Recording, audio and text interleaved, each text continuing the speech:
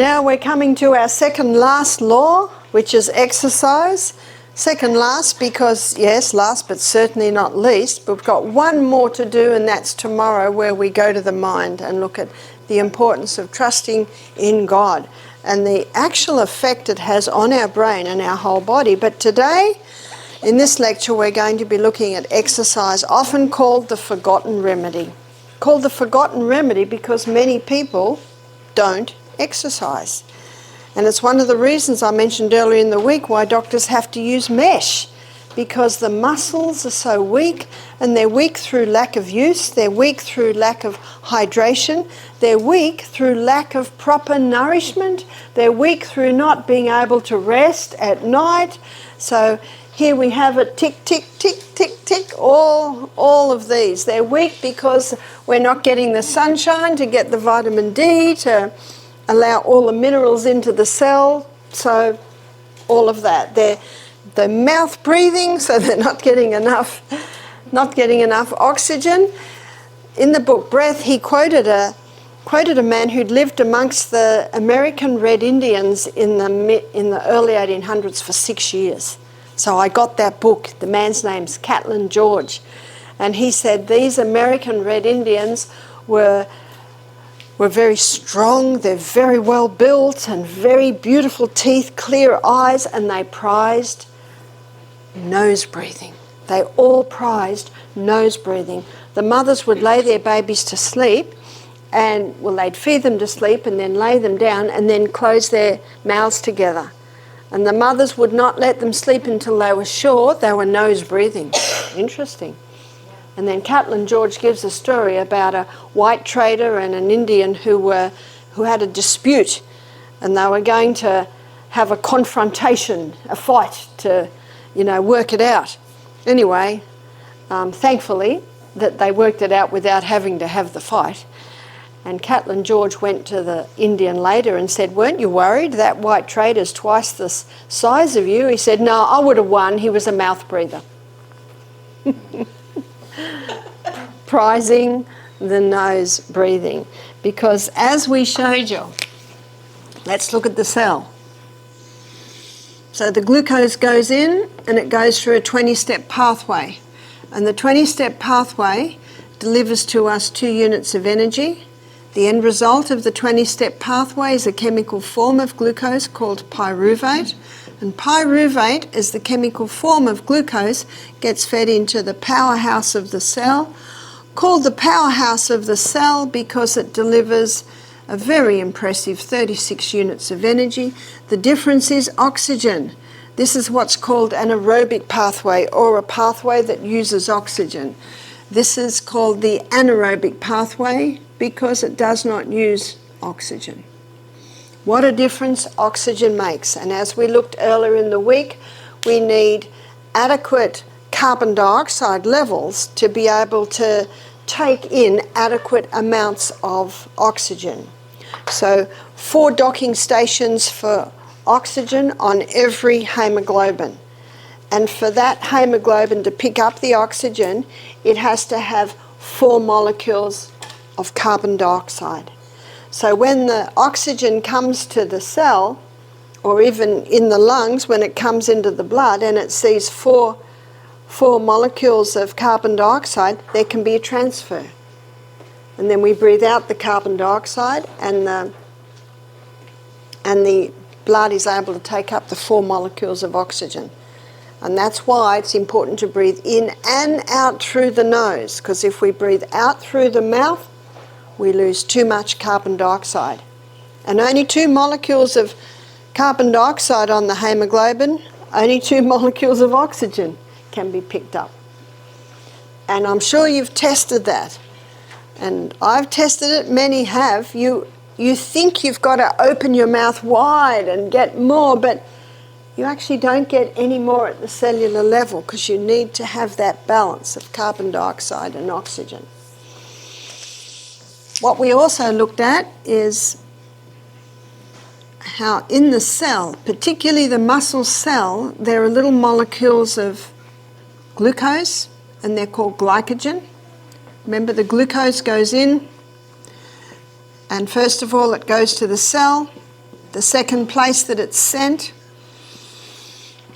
is to be stored as glycogen, your quick release glucose stores. That's why you had the energy to exercise this morning. Number 3, if we've got any excess after that, it is stored as fat. What I'd like to show you is what exercise does to reverse this process. And it explains also why exercise is such an important part of managing weight in the body. The most probably powerful form of exercise that all the exercise gurus agree with today is the high intensity interval training. And the high intensity interval training, as the name implies, are intervals of high intensity. So let's define high intensity. So high intensity is anything that gets the heart rate up and increases breathing. So that could be running up hills. That's what Michael and I do every morning at Misty Mountain. It could be exercise bike. Probably most of the research that's been done on the high intensity interval training has been done on the exercise bike. So if someone's unstable on their feet, if they have ankle, knee or hip problems, the exercise bike is great because they're holding on. So the high intensity is cycling as hard and as fast as you can go. And 30 seconds is probably what most have come at. So who I'm quoting from here is Dr. Doug McGuff. He wrote the book Body by Science. And another book is Pace by Dr. Al Sears. He's called The Exercise Doctor. And another book, and it's a fairly well-known one, called by Dr. Michael Mosley, and that's Fast Exercise. So what I do is I read all of these books, and then I pull it in and summarise. And what I found that probably the common denominator in times would be 30 seconds. And you might not think 30 seconds is very long. Try it. Try running up the hill for 30 seconds. When I get to 20, my body says, yeah, that's about right. When I get to 25, my body says that this is going over the top. When I get to 30, I'm ready to stop. I count, and it's not 1, 2, 3, 4, 5, 6, 7, 8, 9, 10, as you know. Seconds is 1 and 2 and 3, and when I count, I know my steps. I get into a rhythm with counting and my steps. Could be swimming. It could be swimming very fast. It could be on the rebounder. If you jog on the rebounder, you'll get high intensity, or leaping very high, you'll get high intensity. It could be push-ups. Anything that gets the heart rate up and the respiration increase. Recovery time. What's recovery? What the research has shown is the best recovery is not sitting down. The best recovery is just going slower. So if you're on the exercise bike, it's just slowly cycling. If you're on the rebounder, it might be just the health bounce. This is the health bounce. If you're running up hills, and that's what Michael and I do, we walk down the next side. And I know when I was in Mount Isa is a mining town in northern New South Wales, well, northern Australia. It's right up in... So if you look at Australia... Sorry, it's not a great one of Australia, but it's something like that. So you know that most of Australia, that's desert. So most people live on the coastal areas. Well, Mount Isa is about here, so it's fairly deserty. And I was asked to give a series of meetings there for a week. So I always explore the town early in the morning on my early morning walk, and I found not far from the town, easy walk, even a few minutes walk, there are these big hills like this. So I think it's what's come out of the mines, I guess. So it's probably not quite that sharp, but it'd be like that. And so I'm about this big. So what I found is I'd walk up to about here, and that was certainly 30 seconds. And I wasn't doing any running, I was just walking. Well, you're almost climbing. So when I got halfway up, then I would just do stretches, do the arms, 7 down, 7 up, 7 back. So I would do other things like that. But what they have found that recovery time is more effective if you can do some gentle moves. And this is usually about 1.5 minutes, so that's about 90 seconds. And then I would get to the top.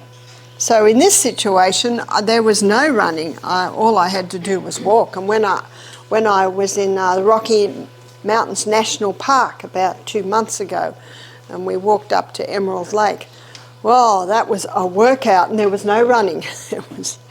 It was just walking. So it's whatever gets the heart rate up and the respiration increased. And this is usually done for a cycle of 6. So let's do the maths on that. That's not very much, is it? That's about 15 minutes a day. And I found that very attractive because I'm very busy. And so the less exercise time, the better. But I have to tell you my story and how I got into exercise. I used to think I didn't need to exercise because I'm always busy, running here, running there, doing this, doing that. That's why the 10,000 steps, or how many steps, it's not really accurate. But this is accurate. Because you can do 10,000 steps a day and you might never get to high intensity. I was in New Zealand, so this is 18 years ago. I was in New Zealand, and I was staying at a lady's place, and she said to me, Barbara, I do a 5K walk every morning. Do you want to join me? And I said, yeah, I've got no kids at home. I still had a few kids at home. I used to get up and light the fire and get the kids up and put the washing on. Halfway round the 5.5K walk, I couldn't keep up with her. Well, I'm the health teacher, and she's twice my size, 10 years younger than me. I felt a little embarrassed because I could hardly keep up with her. The next day when I woke up, I could hardly move. And she said, are you coming today? I said, sure, I'm the health teacher. She had a friend with her that day. They were just way ahead of me the whole time, and I was... there's an interesting verse in the Bible. It's found in Exodus 15:26, and it says, if you will diligently hearken, it's an old word for listen, to the voice of the Lord your God. You know what I said to my body? I'm hearing you. I'm listening. What did this pain tell me? What I do in a day is not enough. It's not enough. It's not enough. I learnt my lesson. It's not enough. So when I went home, I thought, no pain, no gain. I'm not going through all that pain for nothing. I'm going to implement an exercise program. What I had to do was go to bed earlier, get up earlier. I had to exercise at 5:30. It's the only way I fitted it into the day. Because I was the health director it was at Mountain View, it was down in Victoria. I still had a couple of kids at home. I used to feed all the single staff because the only way they got well fed. So I was a busy lady. So the only way I could do it was to go to bed a little bit earlier. And I would do a half-hour walk. There were hills, did a couple of hills. Where I used to always have cold feet, always getting cold feet. After I did this, no more cold feet. In fact, a whole lot of things happened that surprised me. And I'd get back into the house and I've got the scarf off, the hat off. Wow, this house is too warm. And everyone in the house is... And we had a guy staying at the Times. His name's Dr. Jonathan Gibbs.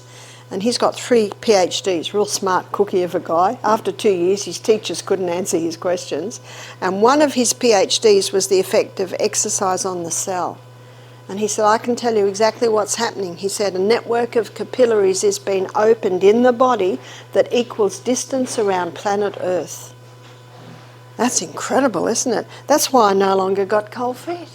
They're the capillaries, they're your eyes, your brain, your ears, so your eyesight, your hearing, your brain function.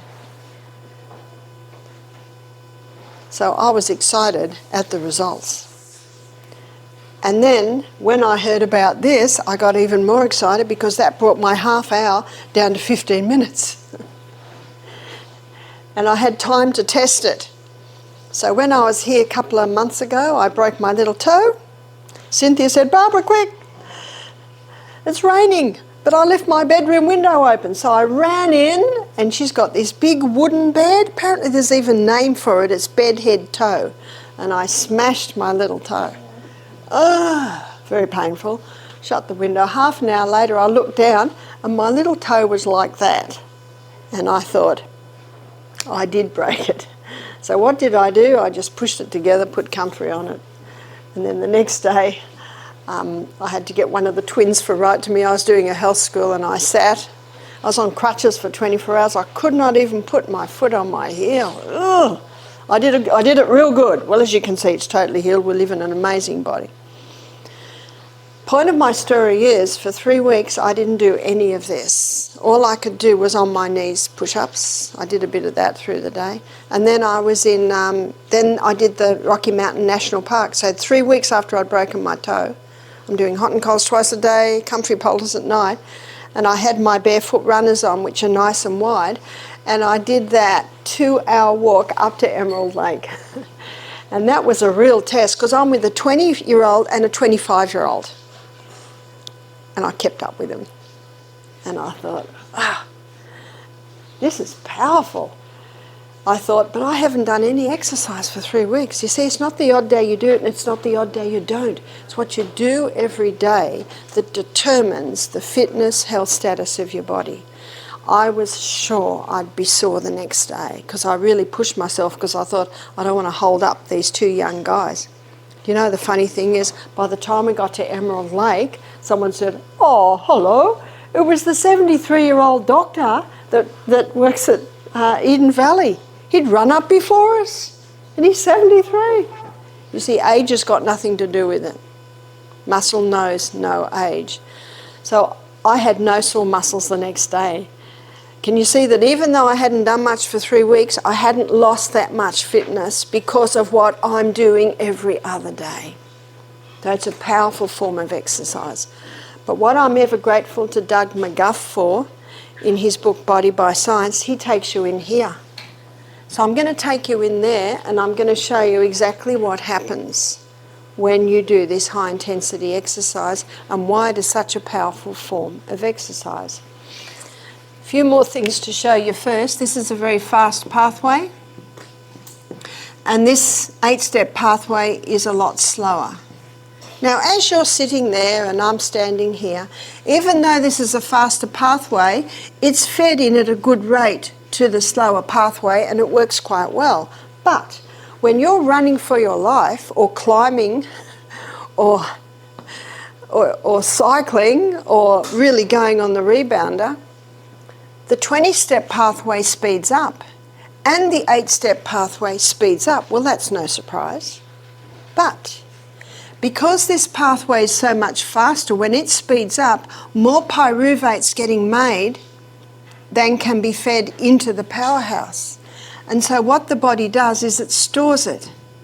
It stores the excess as lactic acid. You've heard of lactic acid. But one of the most amazing things about this form of exercise is when you're in recovery time, and don't we love recovery time?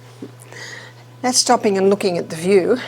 When you're in recovery time, that lactic acid is converted back to pyruvate and fed into the powerhouse. So when you're in recovery time, you're burning just as much fuel as when you're running for your life. And you're mopping up the lactic acid. And that's why it's such an effective and powerful form of exercise. You never hear of someone falling over and dying of a heart attack when they're doing the high intensity interval training, but there are reports of people keeling over and dying on their 5K morning jog, because in their 5K morning jog there's no break. There's no mopping up of the lactic acid. And if they're not well hydrated and if they're on a high meat high alcohol caffeine diet, which is, you see the overload of acidity as we looked at yesterday, this build-up of lactic acid tips the scales. They're dehydrated, the arteries are shrinking, there's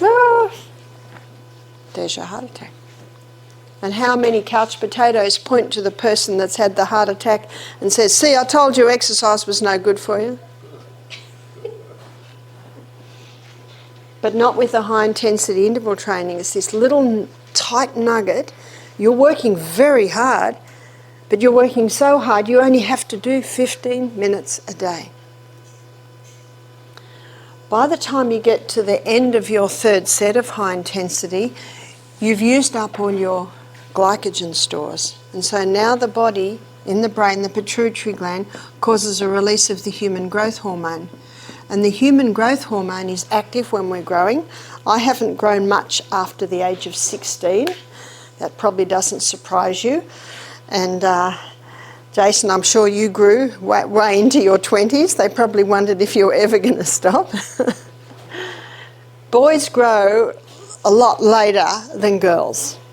But when we stop growing, the human growth hormone goes into retirement, unless you need it. When you've run out of glycogen stores, the body activates the human growth hormone, which causes a release of hormone-sensitive lipase. And hormone-sensitive lipase is an enzyme that releases fat stores.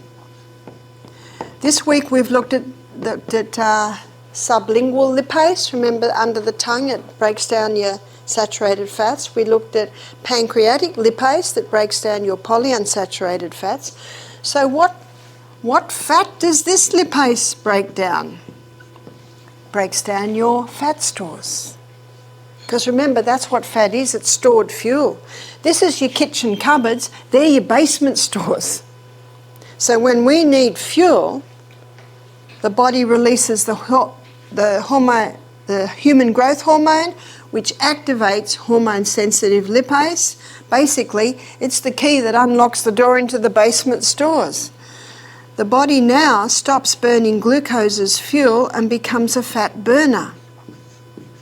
Yesterday we looked at the fact that glucose burns at 4 calories per gram, whereas fat, it burns at 9 calories per gram. And this is written in every weight loss book as the reason to stop eating fat. But what they don't realise is what a calorie is. A calorie is a unit of energy.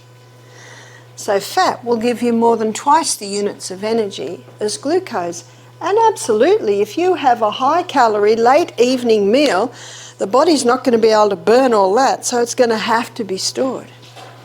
But Dr. Atkins, he showed that you can be on a 2.5 calorie a day diet, all carbohydrates, you can put on weight. You can be on a 2,500 calorie a day diet that's high fibre, generous proteins, good fats, and you can actually lose weight. So any book that's calorie counting is back with the dinosaurs. It's acknowledged that calorie counting really doesn't do it. You can see now why the body becomes a fat burner, because it's going to give more than twice the units of energies. And when you're running for your life, the body says, wow, we need more fuel. The human growth hormone increases the body's ability to utilise protein. We've looked at the importance of protein this week, the importance of eating sufficient protein, the importance of not drinking with your meals, so you're not watering down the enzymes that break down the protein. Now we're looking at another aspect, and that is implementing the high-intensity interval training, which causes a release of the human growth hormone, which increases your body's ability to utilise the protein. There's more. The human growth hormone increases the circulation of the blood to the skin. And increasing the circulation of the blood to the skin keeps the skin nourished, so that can slow down ageing. Now, it's not a surprise that the movie stars pay $1,000 a week for the human growth hormone. Well, I'm offering it to you cut price today. 15 minutes, high intensity interval training a day, will cause a release of the human growth hormone, which remains active for 24 hours. Now that's a bargain. I mentioned my sister-in-law, Abigail O'Neill, who's a top model now. And when you look at her pictures, you think you're looking at a 20-year-old girl, and she's 48, and she does this every day. So she's getting the human growth hormone, but she's getting it the way God planned for us to get it. Remember what I said earlier, everything we need's in here. It's in here. Everything we need, God has supplied in our body. We just need to know how to access it, which is what I'm doing for you now, is allowing you to access that. We had a young couple. How old were they? She was 78, he was 82, and they looked good. Now, 78, you can have a few wrinkles. Yes, they do come. But her forehead and her cheeks were hardly lined. You know, she had wrinkles in the edges here. And they swim 2 kilometres on Coffs Harbour Beach every morning, winter and summer. That's halfway down the east coast of Australia. I said, no wonder you guys look good. They didn't realise that they were causing a release of this human growth hormone every morning as they did their 2 kilometre swim on Coffs Harbour Beach. But probably one of the exercises, well, it's actually the only exercise that affects every single cell in the body, is rebounding. And I read a book by Albert Carter, and this book was written in about the 80s. I picked it up because I'm an avid reader at Eden Valley when I was waiting for someone, and I couldn't put this book down. Albert Carter was a champion trampolinist, and then he married, and he noticed that his children were particularly strong, because he and his wife and children had a travelling trampoline show where they do all this trampolining. His little girl was 4 and can do 1-arm push-ups. There's a photo of him in the book holding her ankles, and she's doing a 1-arm push-up. And his little boy, he was only a little guy, and he'd get picked on at school and he'd challenge everyone to push-ups. He could do 1,000 push-ups, 7 years of age. And when you look at the pictures of Albert Carter, he's like this. You know, and you could count the muscles in his abs. And he wanted to know why. Don't you love it when someone wants to know why? Why did this form of exercise produce such strength? And in the 1980s, early 90s, there was not a lot of research about it, but he found it at NASA. You see, when the astronauts go to outer space, there's no gravity. And when they came back from outer space, and they're late 30s, 40s, maybe early 50s, very fit, they'd lost sometimes 25% bone strength and muscle strength. So they looked for a form of exercise that would prevent that loss, well, as much, and restore it. And there was only one type of exercise that would do that, and that was the trampolining. So, of course, in the 90s, they put together the little rebounder, which does the same as the trampoline, but it makes it accessible. You can have it in your house. And what Albert Carter wanted to know was why. Why was it such a powerful form of exercise? The reason why it was such a powerful form of exercise is it triggers 3 forces. One force is it's defying gravity, and we're not surprised at that. That's exactly what rebounding does. It defies gravity. Because that's what you're doing. You're constantly leaping against gravity. And that's how strength comes, defying gravity. He also defined another force that's happening there, and that's acceleration. Because when you're leaping off the mat, you are accelerating. And then when you get to the tip of your bounce, then you're experiencing deceleration. And he found a quote from Einstein that states that these three forces have the same effect on the body, and they affect every single cell, even the cell at the tip of your ear. There is no cell in the body that is not affected by rebounding. And he did a lot of experiments. He had in a gym you've got like a cycle of things. Someone will do 5 minutes on the exercise bike, 5 minutes on the rowing machine, another on the pull-ups, be a cycle. So he had 20 athletes and they were all quite fit. And one set did that, and the other set did the same thing, but between every one, they would do 30 seconds rebounding and then go to the next one, 30 seconds rebounding and then go to the next one. And he said after 3 months, he said the fitness difference was remarkable. I think it was something like 20% greater fitness had the ones that were rebounding between every cycle. He says 3 minutes, 3 times a day. That's hardly anything.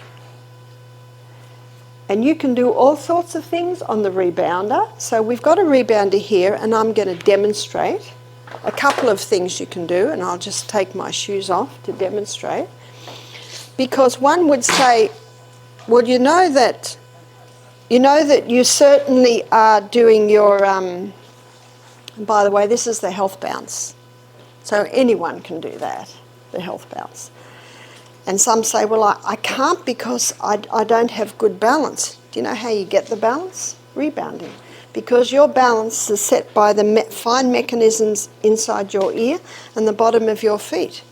If you think you're going to fall off, you can get a bar, a bar, and hold on to the bar.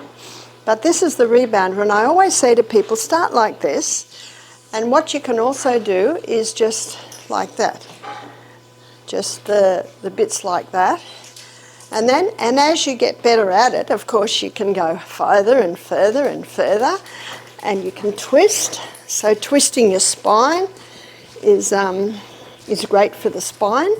And what about your biceps and your triceps? This is biceps with the palm down, and triceps is the palm up. So there's a lot of, and you can tell, and you can see by what I've told you that I'm relatively fit. I wouldn't say I was ultra fit, but I'm starting to get a little breathless. And you can also do your eyes. So how you strengthen your eyes is, say, if I'm doing it here, you see there's the doorway. What I do is I focus on the door frame, and then the tree outside will jump. And I'll do that for 10 jumps, and then I focus on the tree, and then the door frame jumps. So can you see what I'm doing? I'm doing long and short range on your eyes. And when you do the long and short range on your eyes, you're strengthening short range muscles and you're strengthening long range muscles. And so I do use reading glasses for fine print, but my strength of my glasses has not changed for 30 years. And I believe it's because, yes, all of this, and in his book, Better Eyesight Without Glasses, Dr. William Bates, he shows how you can strengthen your eyes, and the last chapter has a summary, and basically he puts these laws of health there, because your eyes need hydration, your eyes need nourishment, your eyes need to sleep, your eyes need sunshine, so basically all of that. But what I love about this rebounding exercise is how it strengthens your short and your long range muscles in your eyes. So remember that glasses do weaken your eyes, so as much as possible don't wear your glasses. Obviously there might be times that, everyone's taking their glasses off. Obviously there may be times when you will need them, but as much as possible. Because I've spoken to some people and they've said, well, I need them for reading. I said, but you don't need them for anything else, so don't wear them for anything else. because what you will find is that your eyes will adjust. It's like your eyes go back into the easy chair. Oh, this is good, we don't have to do much work anymore. But your eyes are made up of these long and short range muscles, so you can work those muscles. I did mention the book Better Eyesight Without Glasses by Dr. William Bates, and that's a really good book to read to strengthen eyesight. So the rebounding is something I believe everyone can do, and it's such a powerful form of exercise you don't have to do it very much. And if you've got a rebounder in your house and children visit, where are they? They're on the rebounder. I've come to the conclusion that people get old because they stop jumping. And what are the old sayings? Jump for joy, jump for life. So start jumping. When I was in Invercargill in New Zealand, I gave a series of meetings and they asked me to give a health talk, just a quick summary, which I did of the laws of health, to an aged care facility. Now this aged care facility, the people were looking after themselves, so they had their own little units. And the lady that owned it, she bought 3 rebounders by the end of the day. She had 3 rebounders in this aged care facility. And the local sports shop said, what's going on here? I've sold out of rebounders. But there are rebounders and there are rebounders. There are some rebounders that are so hard that it's almost like jumping on the ground. Well, jumping on the ground, will that do what the rebounder does? No, it will not, because with the rebounder you've got this shock absorber and then it ricochets you up in the air. So running on the ground can be very jarring for your hips, it can be very jarring for your knees and for your ankles and also your pelvis, your lower back, whereas there's no jarring on the rebounder. And Dr. Albert Carter, he tells the story of some of his friends who were runners, and by the age of 50, they got arthritis in their hips, they got pain, and he got them over and onto rebounding. And he said with a change of diet and with just the gentle exercise of the rebounder, gentle but incredibly powerful, he said that their aches and pains were dispersing. One more other aspect of exercise, and that is how we run. Now, when you're on the rebounder, you will never jump on your ankle, on your heel. You'll always do toe running. And if you watch children run, they always toe run. And if you run on grass, you will always toe run. But unfortunately, with these padded joggers, it encourages people to heel strike when they run. And there's a book called Born to Run by Christopher McDougall. And he was a runner, and he was getting hamstring, pelvic, lower back problems. So he decided to take a few months off work, travel the globe, interviewing runners. And he also looked historically at runners. And he found in 1960 and 1964, there was an African runner who took home gold in all of his running races, breaking times, and his name was Abibi Bikila. I don't know if you've heard of Abibi Bikila, and he was a barefoot runner. Nike and Reebok hate this story. He was a barefoot runner, and as a barefoot runner, he was toe striking.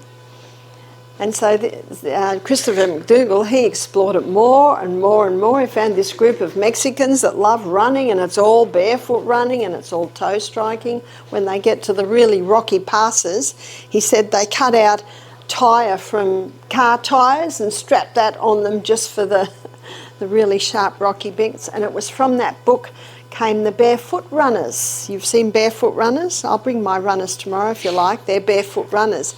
With barefoot runners, it's a very thin sole, and you get the shoe and the heel and the toe can touch each other. So it's a very workable sole. So when I read this book, I went straight out and bought some barefoot runners. And over the next couple of days, all my legs were sore, and I realised that you use totally different muscles when you toe strike, depending when you heel strike. This is another interesting book, and this guy's an atheist, but when he studied the foot, because he really explores running, legs and feet, and he said, the foot is a perfect design. And when I read that, I thought, mate, did we evolve or did we design? Make up your mind. Now, I believe that we were made in the image of God, and this foot was a perfect design. And he had to acknowledge that when he looked at the foot, because when you land on your foot, your toes spread out, your big toe basically balances you, and then you've got the ball of the foot and all of those muscles and little bones in there. It's just designed to take the weight. But the heel is not. The heel is not designed to take the weight. Obviously, when we walk, we heel strike, but it's not a huge strike because we're just walking. But when you run, it must be a toe strike. And so I love my barefoot runners because that's what I did the Rocky Mountain National Park climb in, and because they're wide, my little toe, and by the way, my little toe, you forget how much a little toe does until you break it. But I went round Bear Lake, which is a lower lake, and I went round quite fast, and foot and toe were happy, so I looked at my companions and said, I reckon we can do Emerald. And so we went up the big climb to Emerald Lake. Remember, it's listening. And remember that verse I gave you in Exodus 15:26, if you will diligently hearken to the voice of the Lord your God and do that which is right in his sight, and give ear to his commandments, keep all of his statutes, another word for laws. You know what this verse says? God says, I will put none of these diseases upon thee that I put upon the Egyptians, for I am the Lord that healeth thee. Egyptians, they've dug up bones, tested bones, and found out that these Egyptians had arthritis, osteoporosis, cancer, heart disease. So what's this verse saying? God didn't bring these diseases upon the Egyptians. They brought it upon themselves because they didn't give ear. They didn't hearken or listen to their body and do that which is right. What's right? This! Giving it the right conditions so that it can heal.